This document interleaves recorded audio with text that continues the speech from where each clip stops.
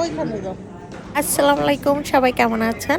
আজ আমাদের এখানে সানডে আর আমরা ঘুরতে এসেছি বাহিরে। তো প্রথমে দুপুর হয়ে গেছে, তো লাঞ্চ করতে আসলাম ইন্ডিয়ান রেস্টুরেন্টে। এই রেস্টুরেন্টটা আমাদের অনেক ফেভারিট একটি রেস্টুরেন্ট। বিদেশের বুকে যখন নিজেদের রান্না খেতে খেতে একদম টায়ার্ড হয়ে যায়, তখন বাহিরের দেশীয় খাবারগুলো খেতে কিন্তু অনেক মজা লাগে। লাঞ্চ করা হয়ে গেলে আমরা চলে আসলাম পাশের মার্কেট, গ্রোসারি দেশীয় মার্কেট। এটা ইন্ডিয়ান সুপার মার্কেট।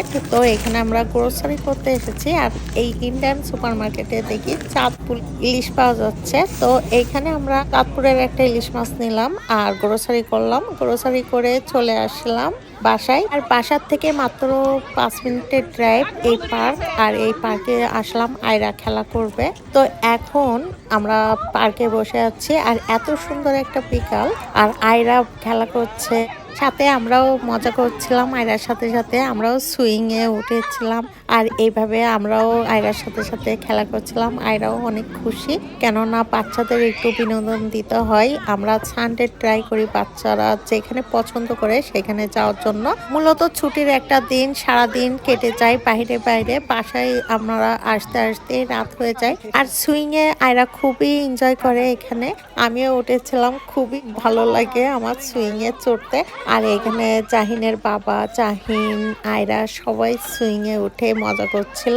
তারপরে এইভাবে আমরা বিকালটা পার্কে কাটালাম। পার্কের থেকে আমরা এখন আরেক জায়গায় যাব, একটা গ্রোসারি স্টোরে।